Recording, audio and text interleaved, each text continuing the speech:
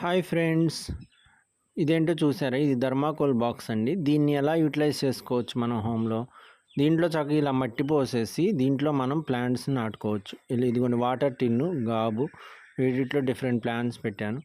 ఇవి మెంతులు అనమాట. వీటిని ఒక నైట్ నానబోసేసి ఆ థర్మాకోల్ బాక్స్లో మొలకలేస్తాను చూడండి. అవి ఎలా వస్తాయో మనకి మెంతి కూర చక్కగా థర్మాకోల్ బాక్స్లోనే పెరుగుతుంది. ఇదిగోండి ఇలా మెంతులు చల్లేసి దాని మీద లైట్గా ఇసుక వేసేసి వాటర్ పోయండి ఒకరోజు. ఇంకొక 1 నైట్ ఆగితే ఇవి ఇలా వచ్చేస్తాయి మొలకలు. ఇవి వచ్చేసినాయి. ఈ మెంతి కూర మొలకలు అనమాట. ఈ మెంతి కూర చిన్న చిన్న ప్లాంట్స్ ఇంకో 2 డేస్లో క్రాప్కి వస్తాయి చక్కగా. ఇలా బాక్సెస్ని పడేయకుండా మనం యూటిలైజ్ చేసుకోవచ్చు. ప్లాస్టిక్ టిన్స్ పగిలిపోయిన ఇలా వచ్చిన బాక్సుల్లో మట్టి పోసేసి మనం ఉన్న ఇంటి ప్రాంగణంలో ఉన్న ప్లేస్లో చక్కగా చిన్న చిన్న మొక్కలు, తోటకూర అవి పెంచుకోవచ్చు ఫ్రెండ్స్. థ్యాంక్స్.